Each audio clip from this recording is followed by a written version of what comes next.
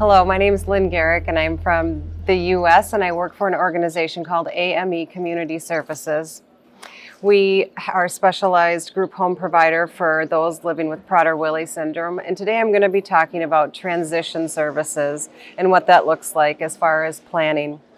So we typically think about transition services when we are moving towards graduation from a high school program into a residential setting or just into adulthood. Transitions happen throughout our lives.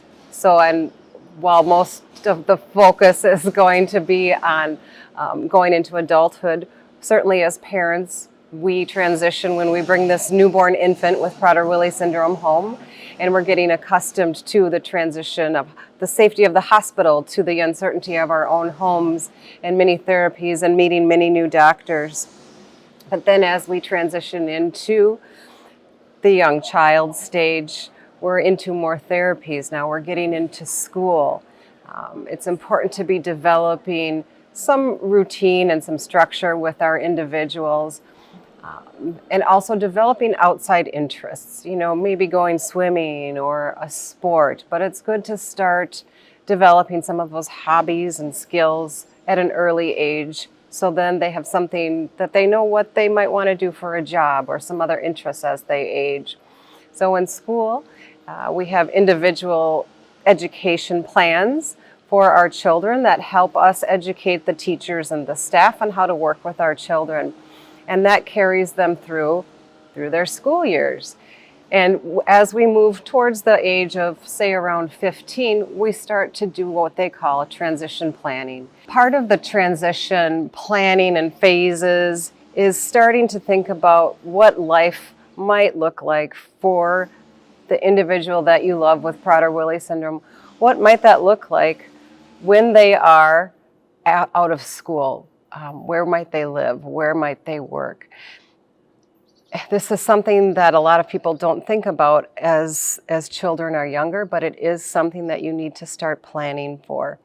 That is where in the United States we have social workers to help with that. If you don't have social workers in your country, these are times to reach out to the resources that you might have and think about places or start touring places that may help people with disabilities or more specifically with Prader-Willi syndrome. So in the United States, we work with our case management services.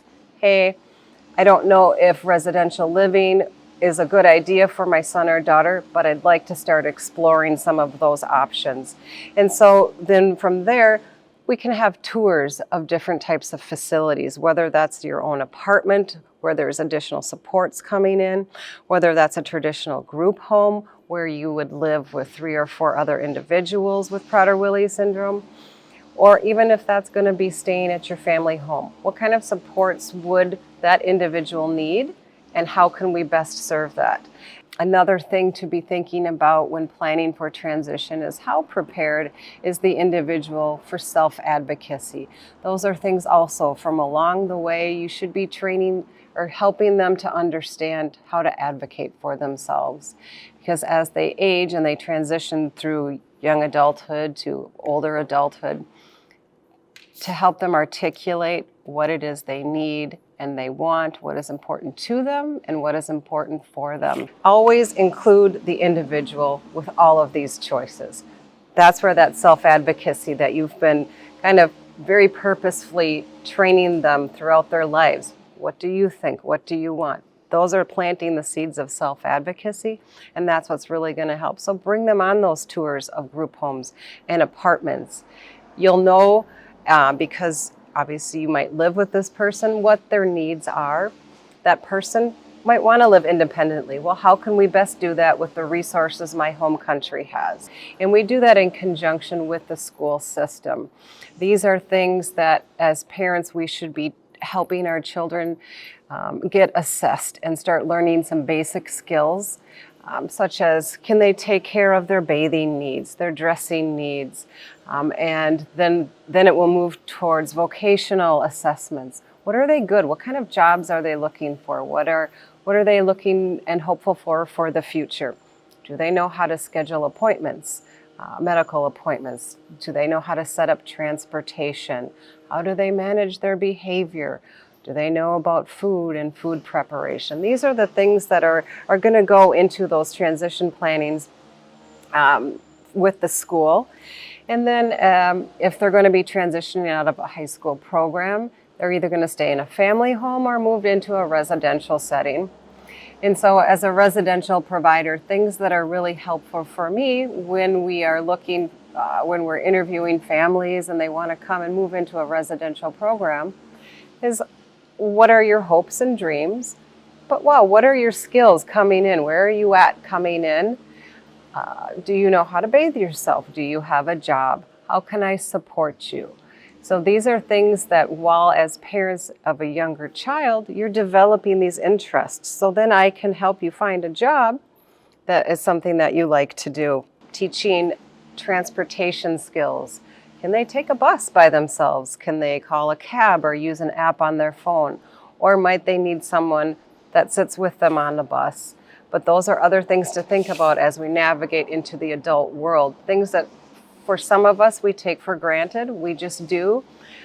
For our individuals, we have to have very purposeful and methodical ways of teaching them competencies to do things from an early age.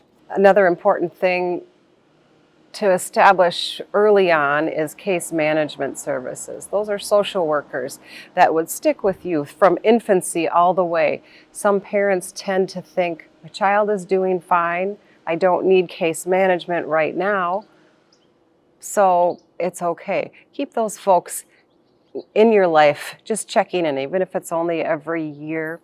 Those are the people that will really help drive services for you.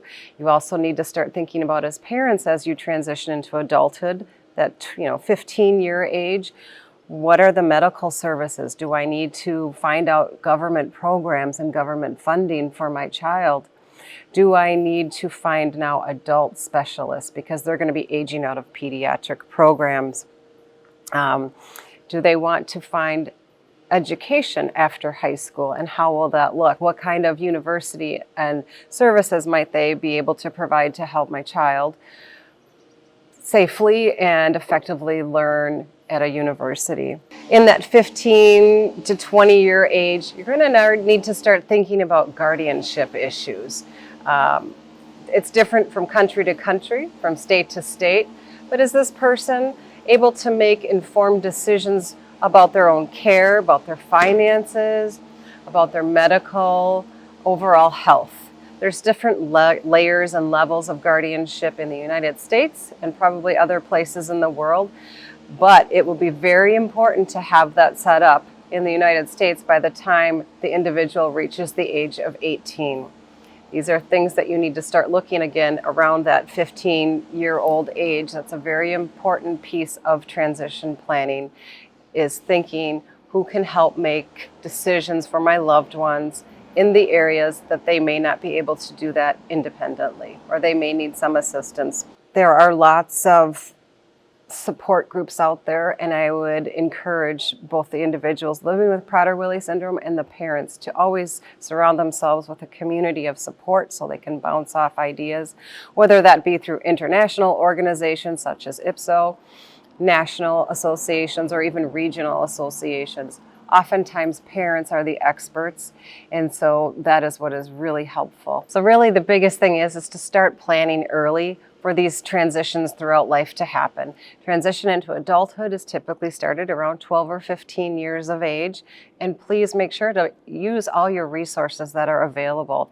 Always start with the end in mind, and it really isn't too soon to start transition planning, and be very thoughtful and purposeful about the needs of your loved one with Prader-Willi syndrome and where they will be throughout their stages of life. Thank you.